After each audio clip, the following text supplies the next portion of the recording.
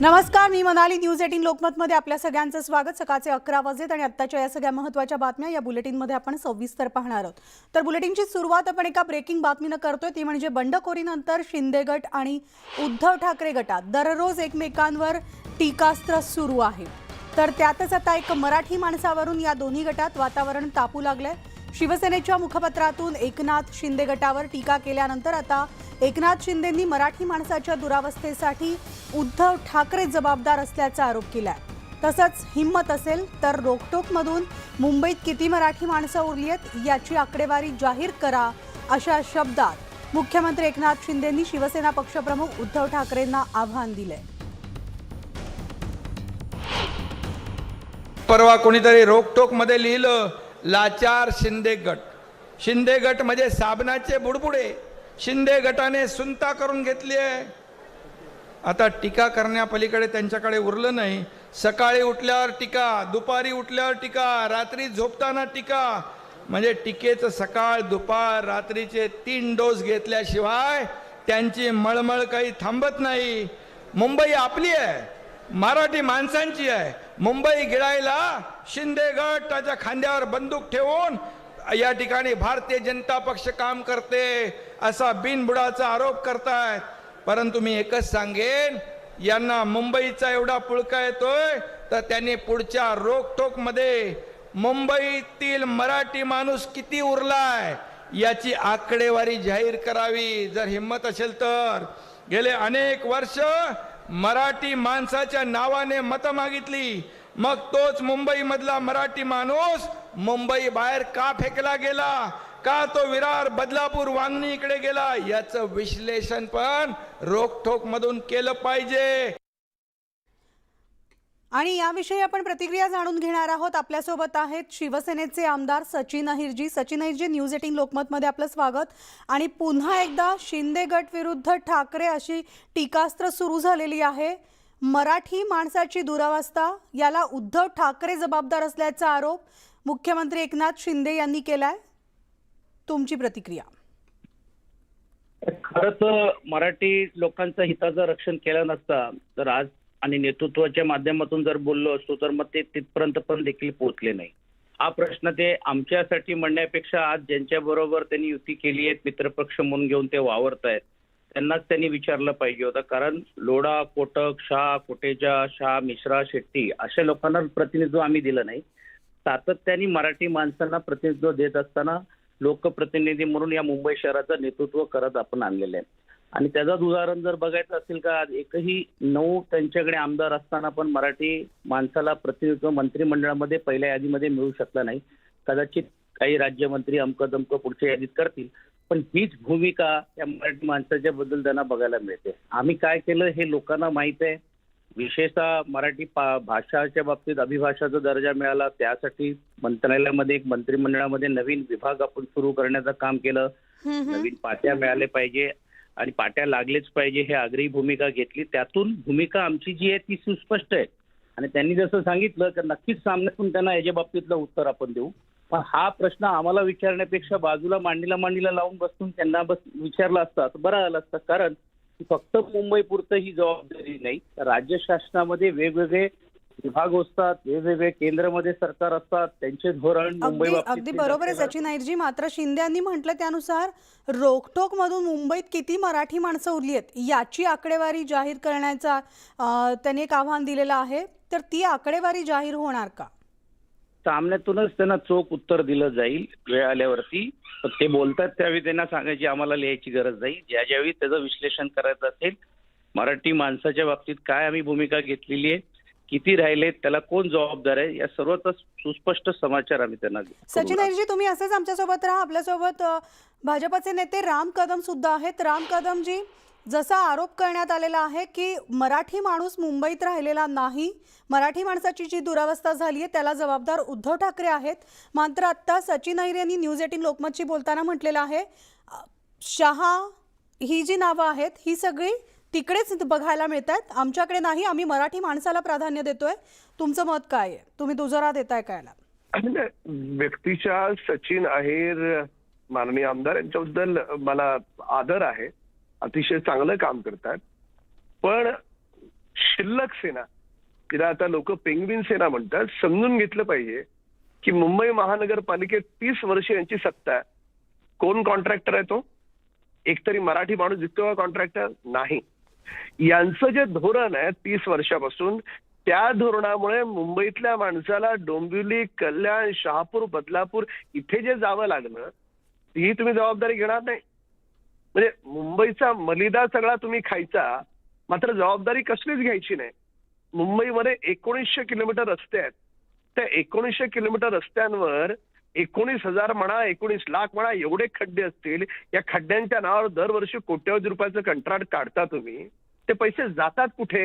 ह्याचं थेट मुंबईतल्या उत्तर लोकांना आपण राम प्यायला सुद्धा कदमजी पाणी पुन्हा का एकदा मिळत सचिन नाही? अहिर यांच्याकडनं घेऊयात. सचिन अहिरजी, तुम्हाला मान्य आहे का राम कदम यांनी केलेले आरोप? खरं तर म्हणजे मला वाटतं त्यांना विसर पडतो आणि ते सोयीनुसार विसरतात की 30 वर्षाच्या सत्तेमध्ये 25 वर्ष तेही आमचे भागीदार होते. पण नैतिक जबाबदारी त्यांच्यावर पण जातेच ना. केंद्राचे एकंदरीत जे धोरण तुम्ही पाहिलं असेल की ज्यावेळी मुंबईला एक महत्व मिळवून देण्याचा प्रयत्न झाला, बाजूच्या राज्यामध्ये उद्योग नेऊन जाण्याचे प्रयत्न झाला, आपण ते थांबवण्याची भूमिका घेतली. एवढंच नाही तर महत्वाचे असलेले सर्व विभागातले जे मुख्यालय आहेत ते हलवण्याची भूमिका कोणी घेतली? त्यातून किती रोजगार बाहेर गेला? आणि त्यावेळी आपण हे सर्व विरोध करण्याची भूमिका आम्हीच घेतली. त्यावेळी ते कुठे होते? आज प्रश्न असा येतोय की ही नैतिक जबाबदारी ही फक्त आमच्यावरती ठेवण्याचं काम ज्यावेळी करण्याचा प्रयत्न करतायत, एक बोट आमच्याकडे तर 4 बोट त्यांच्याकडे पण लागू आहे ना. द्या.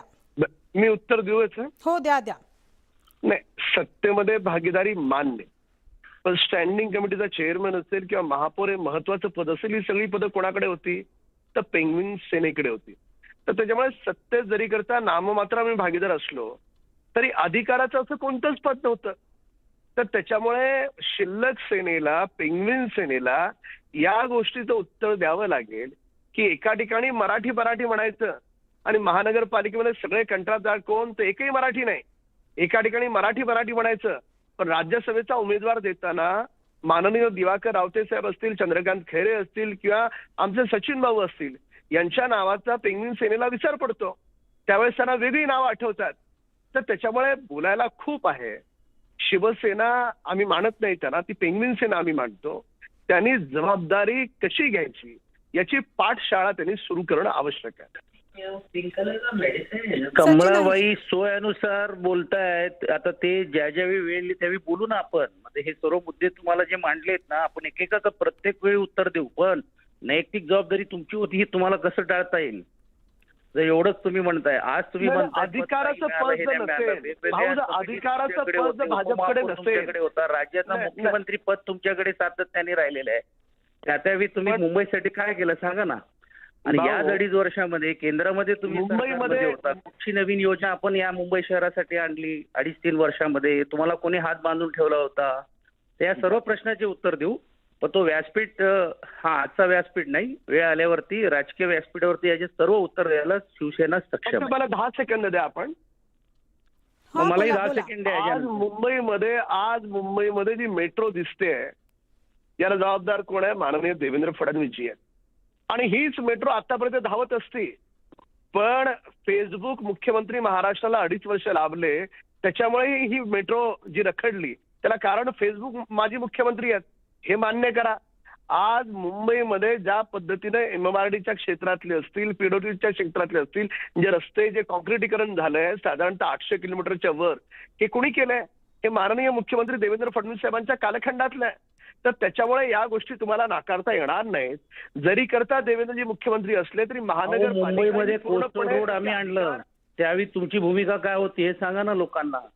कुठलं? आज बुलेट ट्रेनचा तुम्ही पुढाकार घेत होता, त्यावेळी हे मेट्रो आल्याशिवाय ते बुलेट ट्रेन होता कामा नये, ही भूमिका कोणी घेतली?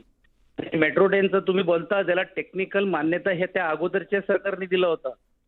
आणि आज ज्या छाती टोकून तुम्ही सांगताय 90% काम पूर्ण झालेलं आहे, या 2-2.5 वर्षाच्या काळामध्ये पण त्याला पुढाकार घेऊन काम केलेलं ना. हे सर्व गोष्टी आहेत त्याचे ज्यावेळी वेळ येईल त्यावेळी बोलू ना, नक्कीच बोलू. कुठे बंद पाडली हे कसं नाकारता येईल? एकमेकांशी ज्यावेळी समोरासमोर या विषयावरती ज्यावेळी वेळ येईल त्यावेळी बोलू.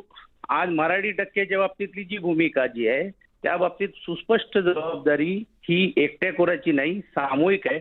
आणि ती जी आज जेवढे जे काही टक्का राहिलेले आहेत त्याला वाचवण्याचं काम सक्षम रीतीने शिवसेनेने केलेलं आहे. मराठी सचिन म्हणजे माणसाचं तुमच्या या नाव घेताना उत्तरावरून हा एक राज्यसभा- प्रश्न तुम्हाला आहे, म्हणजे तुम्ही मान्य करताय का की मराठी माणसाची दुरावस्था राज्यात झालेली आहे, मराठी माणसाची संख्या आकडेवारी कमी होत चाललेली आहे? कमी झालेली ही कोणी नकारू शकणार नाही, पण ह्याची जबाबदारी ही फक्त मुंबईमध्ये आणि फक्त मुंबई पुरता नाही, महाराष्ट्रामध्ये पण आहेत ना, पण ह्याची जबाबदारी फक्त एकट्या शिवसेनेवरती कशी येऊ शकते? आणि आज जी राहिलेली आहे त्याचा आवाज कोण आहे? फक्त आज शिवसेनाच आहे ना. ह्याच्याबद्दल तर तुम्हाला विचारावं लागेल ना, विश्लेषण करावंच लागेल ना, आणि ते व्यवस्थित रीतीने आम्ही एका व्यासपीठावर करू.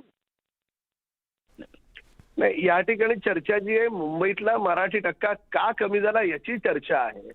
त्या चर्चेचं उत्तर न देता, त्याची जबाबदारी न ही चर्चा स्वीकारता नाही, तुम्ही रस्त्याचा बोलताय, उर्वरित बुलेट महाराष्ट्राची ट्रेनचा चर्चा नंतर करू. बोलताय, इन्फ्रास्ट्रक्चरचा बोलताय. पेंग्विन सेनेला मराठी माणसांकडे केलेलं दुर्लक्ष हे नाकारता येणार नाही. राज्यसभेचा प्रत्येक वेळेस उमेदवार जातो, अहो, त्यावेळेस मराठी एवढंच माणूस एवढंच तुम्हाला का एवढंच जर तुमची भूमिका होती तर तुम्ही एकही मराठी माणसाला का संधी दिली नाही या मंत्रिमंडळामध्ये? सांगा ना, त्याचं उत्तर द्या ना. सगळ्यांनाच दिली, एवढंच कोणाला तुम्ही नाही बोलताय दिली? ना. नाही नाही का नाही तुम्हाला एकही मिळालं नाही? का राम कदमाला मंत्रिमंडळामध्ये घेतलं? का आशिष शेलारला डावून येऊन मुंबईचा अध्यक्ष करून महानगरपालिकेची जबाबदारी दिली? या सर्व प्रश्नाच्या मंत्रिमंडळामध्ये बाबतीत बोला एका ना. दुसरा वगळता सगळेच मराठी आहेत. आणि मग आम्ही का नाही सगळ्या तुम्हाला जाती, तुम्हाला धर्माचा, मंत्री का नाही केलं हे सन्मान सांगा. करतो. आमची मागणी होती की राम कदमला सारखा एक चांगलं काम करणारा कार्यकर्त्याला संधी द्यायला पाहिजे, का नाही दिली? नाही, मुळामध्ये भारतीय जनता पार्टीमध्ये सगळ्यात महत्वाचं मोठं पद मंत्रिपदापेक्षा कार्यकर्ता हे पद आहे, कारण ते अजरामर पद आहे. तर त्याच्यामुळे पद आणि प्रतिष्ठा तुम्ही त्याचा हे पुढाकार केवळ घ्या ना. सेनेचं तुम्ही platform पण आहे. मुंबई शहरामध्ये राहता. मुंबई शहरामध्ये आज खासदार आहेत आपल्या पक्षाचे. किती मुंबईच्या बाबतीत आपण निधी आणण्यामध्ये यशस्वी झालो 2.5 वर्षामध्ये, तेही सांगा ना. किती रोजगार टिकवण्यासाठी प्रयत्न झाले या 2.5 राज्यामध्ये? वर्षामध्ये तर तुमचंच सरकार होतं. 2.5 अहो, केंद्रामध्ये वर्षात कोण सगळे होता? निधी रोखले. राम कदमजी केंद्रामध्ये- आणि सचिन अहिरजी, मी थोडं तुम्हाला थांबवतेय. खरं तर मराठी माणसांची टक्केवारी कमी होत जाते किंवा मराठी माणसांची दुरावस्था होतीये, ही जबाबदारी जरी कोणी स्वीकारत नसलं तरी मात्र मराठी माणसाला दुर्लक्षित केलं जातं हे तितकंच सत्य आहे. आणि याची जबाबदारी कोण स्वीकारणार? सत्ताधारी की विरोधक? एकमेकांवर आरोप प्रत्यारोप हे सुरूच राहणार आहेत. न्यूज 18 लोकमतला दिलेल्या या प्रतिक्रियेबद्दल आपल्या दोघांचेही धन्यवाद. तर आता बातमी एक गणपती विसर्जनादरम्यान प्रभादेवीमध्ये शिवसेना आणि शिंदे गटात झालेल्या राड्यानंतर शिंदे गटाचे आमदार सदा सरवणकर यांनी त्यांच्या खासगी पिस्तूलमधून गोळीबार केल्याचा आरोप करण्यात आला होता. या प्रकरणी दादर पोलिसांनी सदा सरवणकर यांचं पिस्तूल जप्त केलं. शस्त्रास्त्र कायदा अंतर्गत पोलिसांकडून ही कारवाई करण्यात आली आहे. तसंच घटनास्थळी पोलिसांना एक गोळीही सापडल्याचं सांगण्यात येत आहे. सदा सरवणकर, समाधान सरवणकरांना पोलीस स्टेशनमध्ये हजर राहण्यासाठी समन्सही बजावण्यात आले, तर सदा सरवणकरांनी मात्र गोळी झाडल्याच्या दाव्याचा इन्कार केलाय. मात्र शिंदे गटाचे आमदार सदा सरवणकर यांना हे पिस्तूल प्रकरण भोवण्याची शक्यता आहे.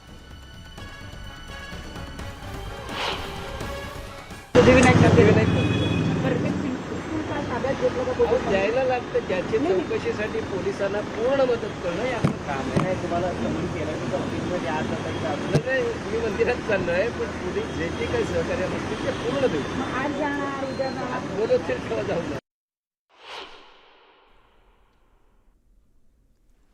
तर सरवणकरांवर गोळीबार प्रकरणी आता दादर पोलिसांनी कारवाई केलेली आहे. सरवणकर पिता पुत्रांना समन्स बजावलेला आहे गोळीबार प्रकरण. त्यामुळे सरवणकरांना भोवणार का, ही चर्चा आता रंगू लागलेली आहे. आमची प्रतिनिधी प्रणाली कापसे आपल्यासोबत आहे. थेट प्रणालीकडे जाणार आहोत. प्रणाली, आपण पाहतोय पोलिसांनी सदा सरवणकर, समाधान सरवणकर या दोन्ही पितापुत्रांवर समन्स बजावलेला आहे. त्यामुळे आता राजकीय वर्तुळात सुद्धा चर्चा सुरू झाली आहे की हे गोळीबार प्रकरण सरवणकरांना भोवलं जाऊ शकतं, अंगलट येऊ शकतं. काय सविस्तर अपडेट्स? सदा सरवणकर आणि समाधान सरवणकर यांना दोघांनाही समन्स बजावण्यात आलेलं आहे. या प्रकरणामध्ये त्यांना चौकशीसाठी बोलवण्यात आलेलं आहे. परंतु सगळ्यात महत्त्वाचं म्हणजे ज्या पिस्तुलीनं गोळीबार झाल्याची तक्रार आहे, ते पिस्तूल पोलिसांनी काल संध्याकाळी ताब्यात घेतलंय. आता पोलीस तपास करतायत की किती त्याच्यामध्ये राऊंड फायर झालेले आहेत आणि काय. पोलिसांना घटनास्थळावर प्रणाली एक गोळी देखील सापडलेली आहे, त्याविषयीचे काही अपडेट्स पोलिसांकडनं मिळाले आहेत का? नक्कीच या संदर्भामध्ये पोलीस तपास करणार आहे. तुर्तास पोलिसांनी तक्रार दाखल करून घेतलेली आहे आणि तो राऊंड फायर झाला की नाही याची तपासणी करण्यासाठी ते पिस्तूल फॉरेन्सिकला पाठवण्यात येणार आहे. त्यासाठी ची प्रक्रिया आज दुपारपर्यंत पूर्ण होऊन नंतर ते पिस्तूल फॉरेन्सिकला पाठवलं जाईल आणि त्यामुळेच आता जर आपण बघितलं तर काल ते पिस्तूल ताब्यात घेऊन आज ते फॉरेन्सिकला पाठवलं जाईल आणि मग या संदर्भातला काय निर्णय होतो ते बघणं महत्त्वाचं ठरणार आहे. परंतु तुर्तास ताजी माहिती ही आहे की ते पिस्तूल ताब्यात घेण्यात आलंय आणि याबद्दल सर्वांना विचारलं असं त्यांनी आपल्याला सांगितलंय की मी पोलीस तपासाला पूर्ण सहकार्य करणार आहे. पोलीस जेव्हा मला बोलवतील त्यावेळेला मी संपूर्ण माहिती देईल. इतकंच नाही तर पिस्तूल पोलिसांना दिलेलं आहे हे सुद्धा त्यांनी मान्य केलेलं आहे. ते असं म्हणाले की तपास करायला पिस्तूल द्यावंच लागतं तर ते मी दिलंय अशा पद्धतीची प्रतिक्रिया त्यांनी आपल्याला दिलेली आहे. त्यामुळे सरवणकरांचं पिस्तूल ताब्यात घेतलं गेलं आहे. त्याचा आज तपास होईल, त्यानंतर ते आज फॉरेन्सिकला पाठवलं जाईल आणि त्यानंतर ती पुढची प्रक्रिया होईल. मुळात समन्समध्ये कुठलीही वेळ निश्चित केलेली नाही. त्यामुळे सदा सरवणकर आणि समाधान सरवणकर हे तपासासाठी कधी पोलीस स्टेशनला जातील हे बघणं मात्र महत्त्वाचं ठरणार. नक्कीच, आणि त्यामुळे हे सगळे अपडेट्स तुमच्याकडनं जाणून घेत राहू. तुर्तास धन्यवाद.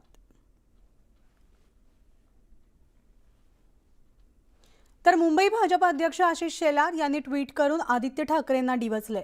पेंग्विन सेना प्रमुख असा उल्लेख करत आदित्य ठाकरेंना नाव न घेता डिवचलं असून कचरा व्यवस्थापनात अपयशी ठरल्यानं पर्यावरणाची हानी केल्याबद्दल राष्ट्रीय हरित लवादानं महाराष्ट्र सरकारला 12,000 कोटींचा दंड ठोठावलाय.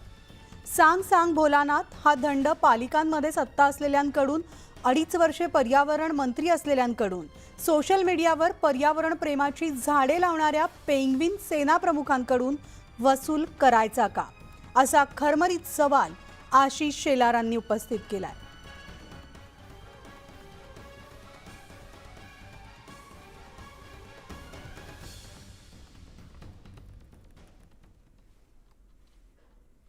आणि यानंतर बातमी आहे शिर्डी संदर्भातली. शिर्डीचे विश्वस्त मंडळ बरखास्त करण्याचे आदेश औरंगाबाद हायकोर्टानं दिले आहेत. साई मंदिराचे राजकीय विश्वस्त मंडळ बरखास्त करण्याचे आदेश कोर्टानं दिले असून शिर्डीतील सामाजिक कार्यकर्ते उत्तम शेळके यांनी याबाबत याचिका दाखल केली होती.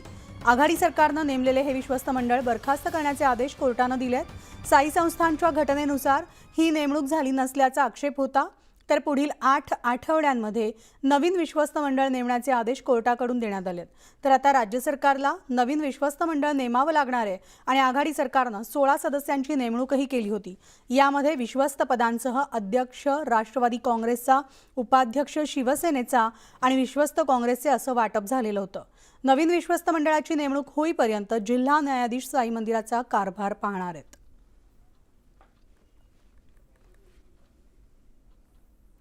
तर गणेश विसर्जन मिरवणुकीमध्ये हुल्लडबाजी करत गाडी पलटी करणाऱ्यांवर पोलीस कडक कारवाई करणार आहेत. न्यूज 18 लोकमतनं ही बातमी दाखवल्यानंतर पोलीस अधीक्षक शैलेश बलकवडे यांनी याची गंभीर दखल घेतलेली आहे. तर असे प्रकार खपवून घेणार नसल्याचं स्पष्ट केलंय. लेझर इफेक्ट वापरणाऱ्या मंडळांचे व्हिडिओ शूटिंग केलं असून हे लेझर धोकादायक आढळून आल्यास मंडळावर कारवाई करण्यात येणार असल्याचंही त्यांनी स्पष्ट केलंय. मोठं प्रमाण आगमन मिरवणुकी दरम्यान होतं, त्याच्या अगदी काही टक्केवारीमध्येच फक्त विसर्जन मिरवणुकीला दिसलं. पण अशा मंडळांनी सुद्धा ज्यांनी असे घातक लेझर किरणं आणलेली आहेत त्याचं सुद्धा पूर्ण व्हिडिओ रेकॉर्डिंग परत पोलीस विभाग बघत आहे आणि जर त्यात काही आम्हाला दिसलं की ते धोकादायक या टाईपचे असतील तर 100% त्यांच्यावर सुद्धा पोलीस दलातर्फे कारवाई करण्यात येईल. एका मंडळाच्या कार्यकर्त्यांनी एक वाहन पलटी केलेलं होतं. अशा प्रकारची हुल्लडबाजी कोल्हापूरमध्ये पोलीस सहन करू देणार नाहीत. त्याच्यावरती सुद्धा गुन्हा दाखल करण्याची प्रक्रिया सुरू झालेली आहे. त्याच्यावरती कारवाई तात्काळ करण्यात येणार आहे. मिरवणुकांमध्ये लेझर शो आकर्षणाचा केंद्रबिंदू असतो. मात्र लेझर शो आता चिंतेची बाब बनलाय. कारण कोल्हापुरात तब्बल 60 जणांच्या डोळ्याला बाधा झाली आहे. परिणामी सरकारनं लेझर शो संबंधी आता धोरण ठरवण्याची गरज निर्माण झाली आहे.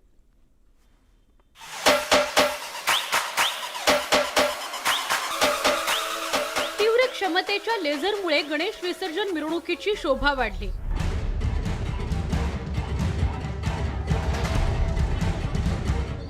कोणत्याही उत्सवात आता डॉल्बी सोबतच लेझर शोला पसंती मिळताना दिसते. डॉल्बीचा दणदणाट आणि लेझर शोच्या रोषणाईची तरुणाईला भुरळ पडली आहे.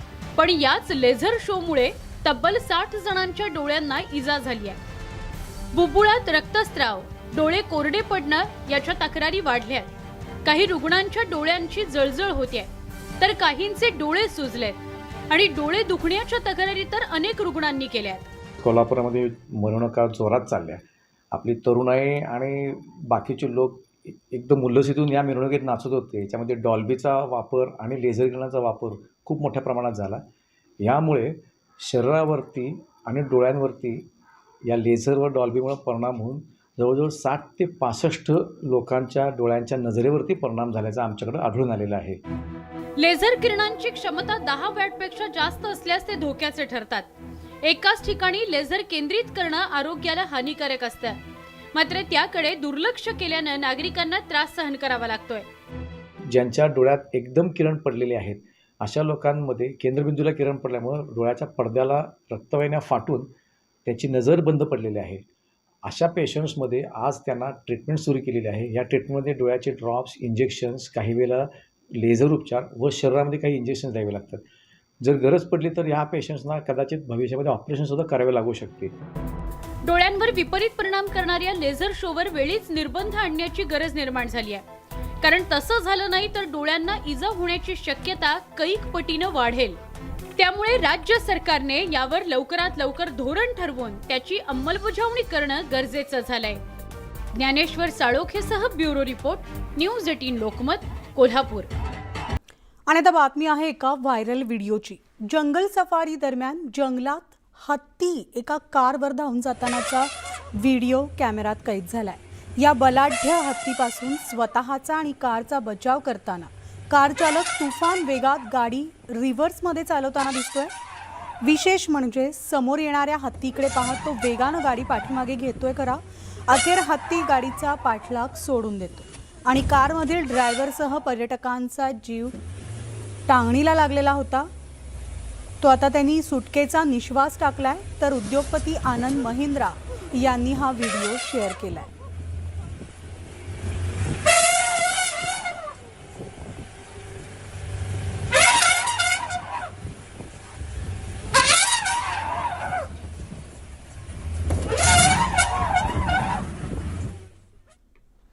आणि याचा बुलेटिनमध्ये आत्ता वेळ झाली. आज इथेच थांबण्याची. ताज्या घडामोडींसाठी तुम्ही पाहत राहा न्यूज 18 लोकमत. त्याचबरोबर आमचं फेसबुक, यूट्यूब आणि ट्विटरला फॉलो आणि सबस्क्राईब करायला विसरू नका.